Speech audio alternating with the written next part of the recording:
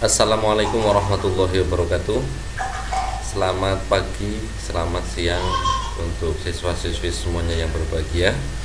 Puji syukur kehadirat Allah Subhanahu wa taala atas limpahan nikmatnya. Pada kesempatan kali ini kita bisa bertatap muka kembali dalam suasana PJJ online atau daring.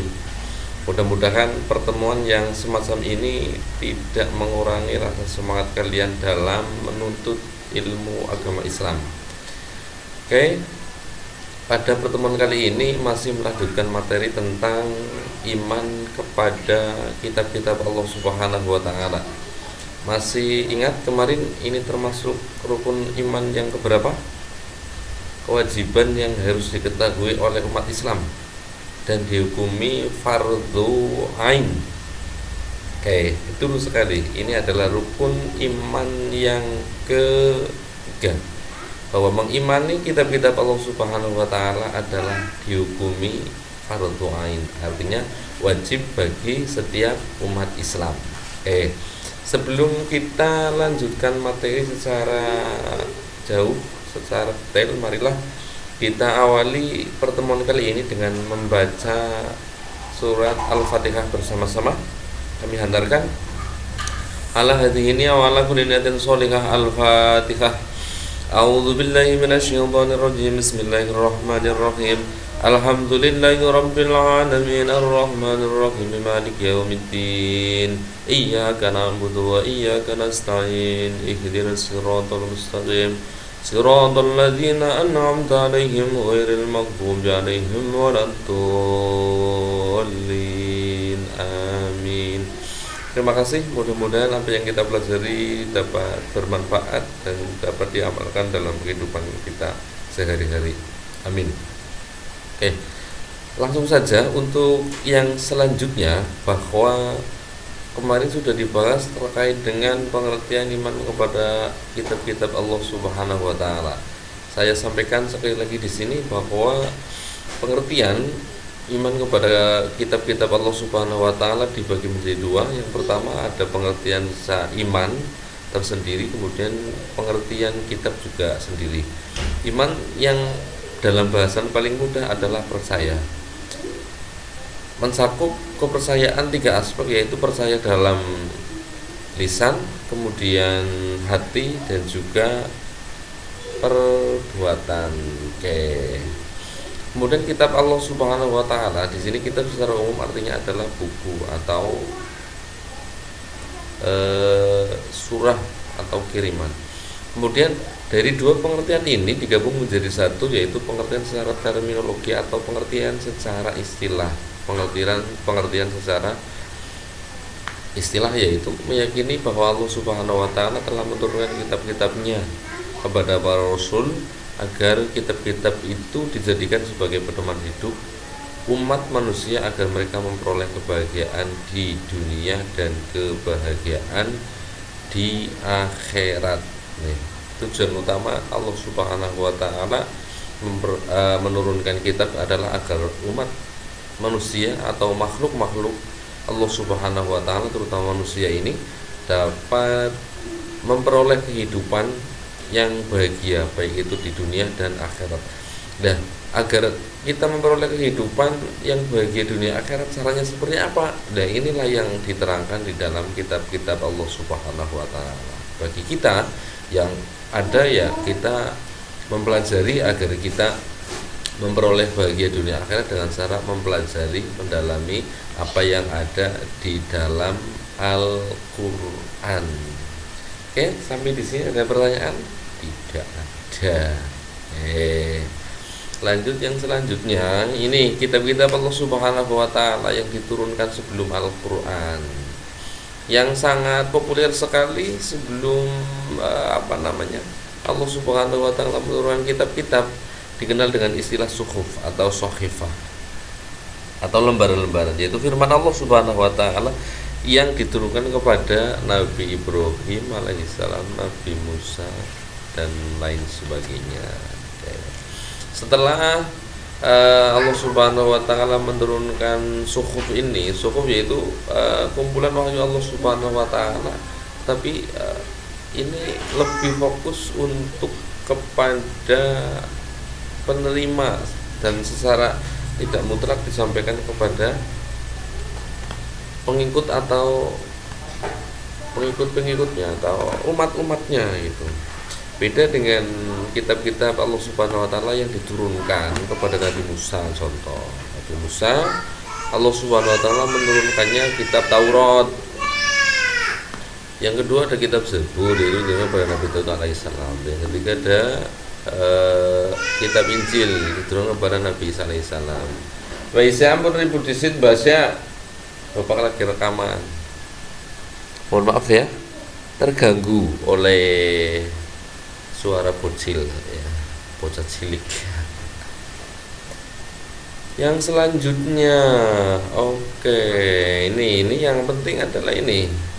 Kalau iman secara pengertian sudah, hukumnya juga sudah. Yang terpenting adalah ini, sikap perilaku. Beriman kepada kitab-kitab Allah Subhanahu wa taala. Seperti tadi saya sampaikan bahwa iman itu secara lisan mengakui, kemudian dibenarkan oleh pikiran, hati, pikiran itu membenarkan, kemudian sebagai bentuk ya, bentuk konsekuensi orang beriman itu dalam perilaku. Jadi perilaku beriman kepada kitab-kitab Allah Subhanahu wa taala. Ini yang sangat penting sekali.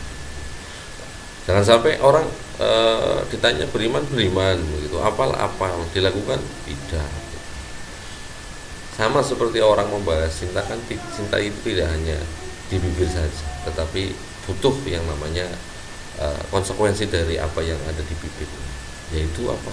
Perilaku.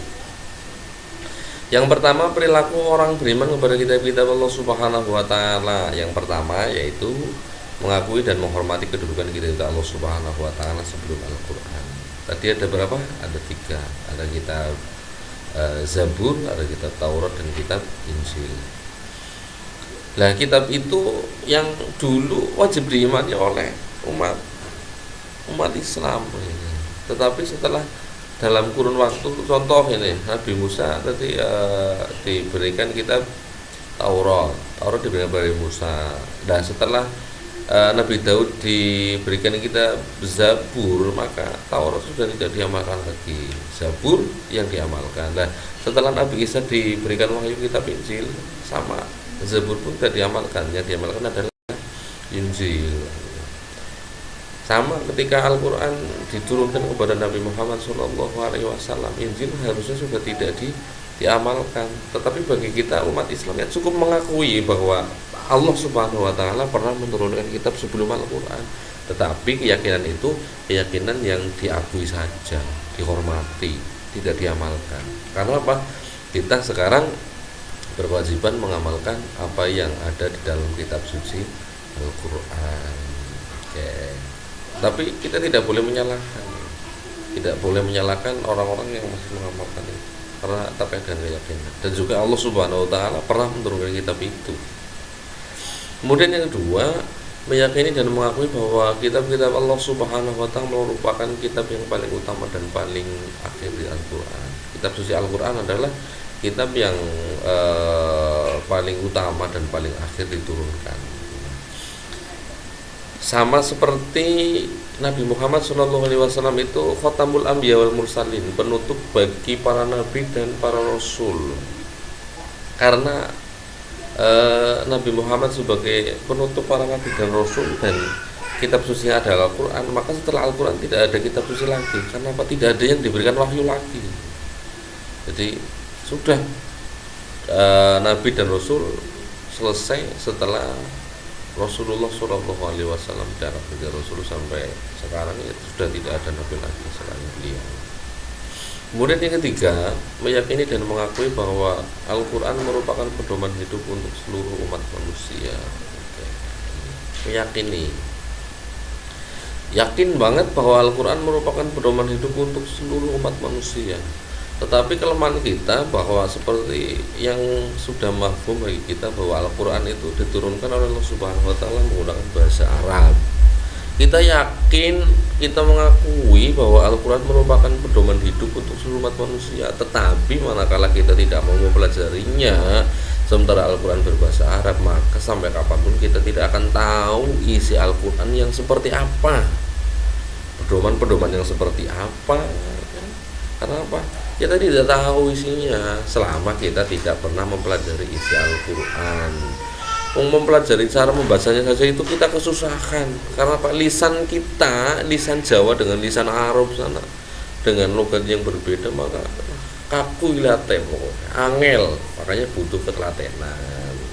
Makanya keistimewaan dari Al-Quran adalah barang siapa yang mempelajari Al-Quran bukan dihitung dari banyaknya jumlah ayat atau juz yang kita pelajari, tetapi karena keistimewaan Al-Quran dan sulitnya Al-Quran, pahala dari membaca Al-Quran itu dihitung dari setiap huruf yang kita lafalkan.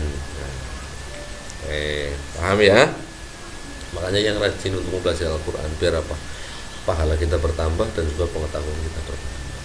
Oke, yang selanjutnya, salah satu perilaku iman kepada kitab-kitab Allah Subhanahu wa Ta'ala diantaranya adalah menjalani hidup hanya untuk beribadah pada Allah Subhanahu wa Ta'ala. Menjalani kehidupan hanya untuk beribadah. Ini sesuai dengan firman Allah Subhanahu wa Ta'ala dalam Quran surat Az-Zariyat ayat 56, bahwa Allah Subhanahu wa Ta'ala berfirman, wa ma khalaqtul jinna wal insa illa liya'budun, bahwa tidak lain dan tidak bukan Allah menciptakan jin dan manusia kecuali hanya untuk beribadah kepada Allah Subhanahu wa Ta'ala. Sampai sini ada pertanyaan? Tidak, karena materi ini adalah materi yang sudah sering kita pelajari dari SD dulu. MI SD sudah, SMP sudah, enggak sudah, SMK ngelotok lah ya. Hikmah iman kepada kitab-kitab Allah Subhanahu wa Ta'ala ini yang pertama jelas, karena kita mengamalkan yang menjadi rukun iman, maka ketika kita mengamalkan adalah pahala dari Allah Subhanahu wa Ta'ala, ganjaran. Buat apa ini? Ini buat bekal kita nanti ketika kita sudah pindah alam, dari alam dunia ke alam kelanggengan, alam barzakh. Yang kedua, menjadikan Al-Quran sebagai pedoman hidup sehingga akan memperoleh kebahagiaan dunia dan akhirat. Bismillah lah ya, kita latihan. Dan yang ketiga, terdorong untuk meningkatkan kualitas diri karena Al-Quran mendorong manusia untuk mempelajari ilmu pengetahuan dan teknologi. Siswa-siswi semuanya yang berbahagia, demikian rangkaian secara ringkas ya, keterangan secara ringkas rangkaian dari pertemuan kemarin dan juga pertemuan hari ini. Mudah-mudahan ilmu yang sedikit kita pelajari dapat bermanfaat ya, dapat berkah, dapat kita amalkan. Jangan lupa nanti setelah ini link tugas untuk dibuka dan tugasnya dikerjakan ya. Link absennya juga presentasinya diisi. Jaga kesehatan masing-masing. Mudah-mudahan Allah Subhanahu wa Ta'ala itu terhadap kita semuanya. Kita dijadikan oleh Allah orang yang sehat, orang yang selamat, orang yang berkah. Amin. Mohon maaf atas segala kekurangan. Wassalamualaikum warahmatullahi wabarakatuh.